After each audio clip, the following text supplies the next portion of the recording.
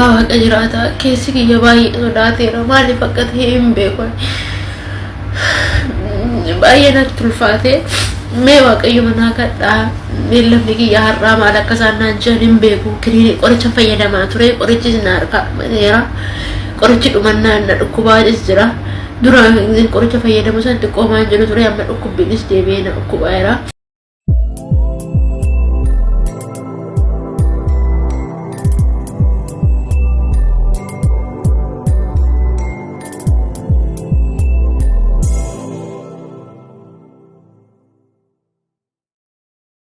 Ya jarana waaqni hin jiru ko ummanni kun erga waggaa meeqati hinuma iyya inuma du'a inuma jiraattan naa jiraadha arra waa takkaan sinirraa fedhee dhufe wayina sinirraa fedhee dhufe suni waaqayyoon hakadhaa guyyaan beellama kiyyaa har'a deebi'ee hospitaala seenaa egaa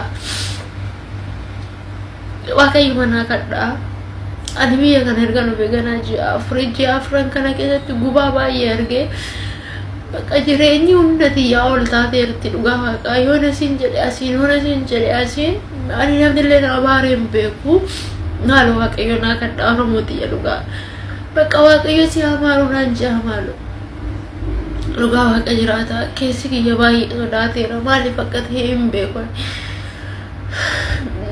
baay'ee natti ulfaate mee waaqayyo manaa kadhaa beellama. Tole duraan dursee waaqayyo gooftaan fayyina kee iddootti haa deebisu fayyisiin jechuuti jaalladha.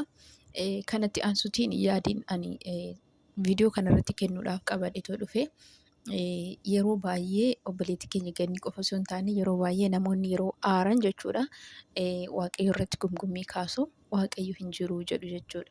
Kanaafiyyuu hammuma fedhe aarii qabaannuyyuu waaqayyo hin jiru jechuun nurra hin jiraatu kun dogongora guddaadha. Waaqayyo kuni nuti isa abbooma yookiin nuti akka barbaade isa ajaja osoo hin taane nuti fedha isaaf irratti barbaanna.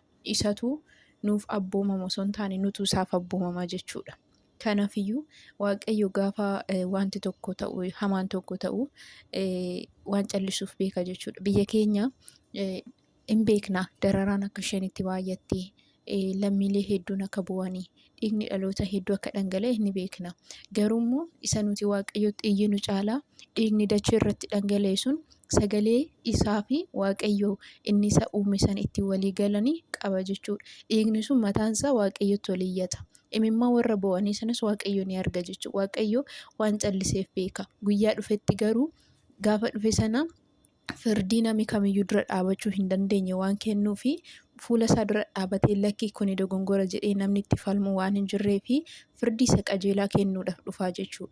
Kanaaf waaqayyo hin callise. Maartaa fi Maariyaamii obboleessi isaanii Alaazar yeroo du'etti gara gooftaa Yesuus Kiristoos dhaqaniitu itti himan ture. Haa ta'u garuu inni battala isa barbaadan sanatti hin dhaqneefi turee bulee dhaqe jedhama danda'u. Haa ta'u garuuti akka isaan sodaatan suni Alaazar obboleessi Maartaa fi Maariyaam jalaatii hin duune. Gooftaa Yesuus Kiristoos gaafa gara sana dhaqetti akka waan nama irriibaa kaasetti isa dammaqsee ulfina maqaa isaatti argisiise jechuudha. Kanaaf waaqayyo gaafa ture hin jiru jechuu miti yookiin immoo wanta lafa kanarratti ta'u hin argu jechuu miti. Warra har'a waan hamaa hojjetan warra hamaa facaasan kanaaf waaqayyo galmeessaa jira jechuudha. Kanaaf iji waaqayyo yeroo hundumaa akka nu ilaaletti jira. Akka keenya hin libsatu hin rafu hin muguu jechuudha. Kanaaf obboleettiin keenya dheengaddaa hedduuma aarii keessa galuudhaan waaqayyo hin jiru maaliif biyya keenya hin argu maaliif lammiilee kana hin argu jettee dubbataa turte. Har'a immoo garuuti waaqayyo naaf kadhadhaa jettee turte. Kanaafiyyuu waaqayyo yeroo hundumaa ni jira. Haala keenyaan ni madaalama miti. Waaqayyo haala keenyatu isa madaalu osoo hin taane waaqayyo yeroo hundumaa jiraataadha jechuudha. Nutti toluu baate waaqayyo jira teessoo isaatirra. Waan hundumaafuyyuu immoo waaqayyo waan godhuuf beeka. Waan callisuufis qaba jechuudha. Gaafa dhufetti akkuma jalqaba dubbadhe firdii isa qajeelaa kennuudhaaf waaqayyo irree isaa diriirsa malee akka namaa isa tokko dubbatee duubatti deebi'u miti yookiin immoo akka fakkeenyaaf maatiin keenya gaafa mana keessatti waa balleessine nu dhaanuudhaaf dullaa qabatanii dhufanii yoo nuti maaloo nan tuqin jennee yookiin waan ta'e yookiin jalaa fiignee miliqne nu dhiisanii nu biraa deebi'u. Waaqayyo garuu akka sana miti. Firdiinsaa qajeelaadha. Kanaaf waaqayyo turuunsaa deebiidha. Callisuunsaa deebiidha. Kanaaf ammuma fedhe aartaniyyuu miira keessa seentanillee waanuma fedhe isin aarsuyyuu waaqayyo hin jiru hin jedhiina. Waaqayyo hin jiru jechuuntu mataan isaa waaqayyoon ganuudha waan ta'eetiif jechuudha. Waaqayyo hin jiru jecha guyyaa rakkannetti immoo waaqayyoon naaf kadhadhaa jecha kuni wallaalummaa fi dogongora guddaadha.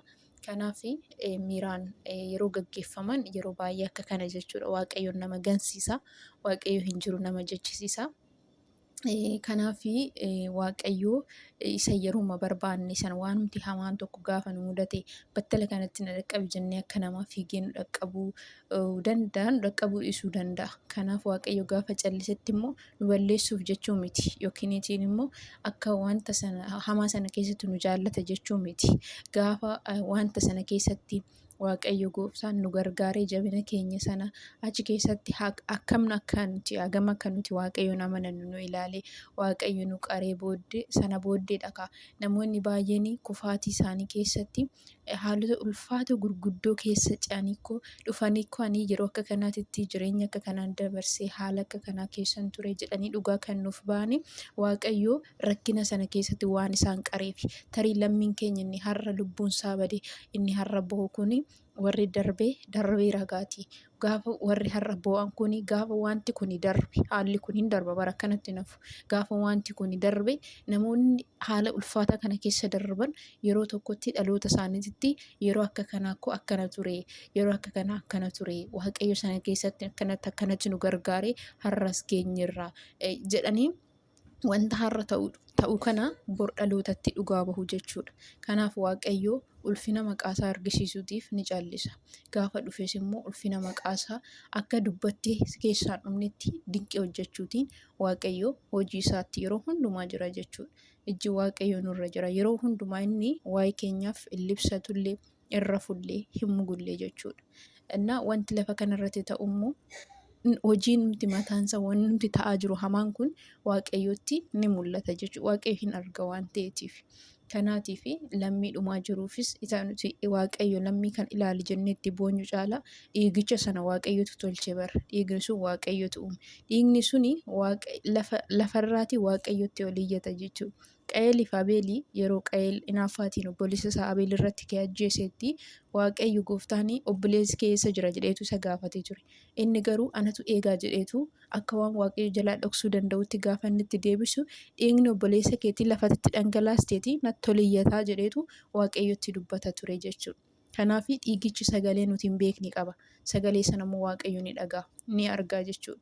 Kanaaf miiraan hin gaggeeffamiina waanuma fedheyyuu ta'u wantumti fedhe dhufuyyuu waaqayyo hin jiru hin jedhiina waaqayyoon hin ganiina waaqayyo jira dhugaa jira waaqayyo teessoo isaatirra.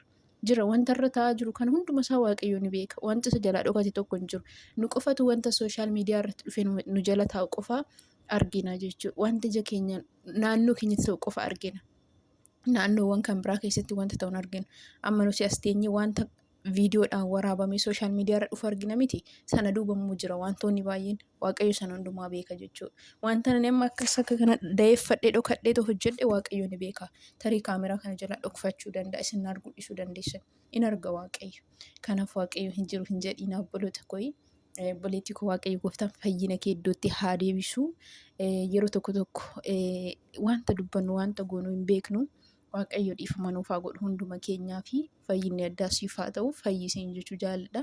Tarii dhukkuba kee kana booda qorama kee kana booda waaqayyo wanta guddaa tokkotti si baasee atis guyyaa har'a kana irra dabartee boru dhugaa baatee dhalootatti dhugaa ittiin baata akka dhaloonni cimanii dhaabatanii fi jajjabina taataaf.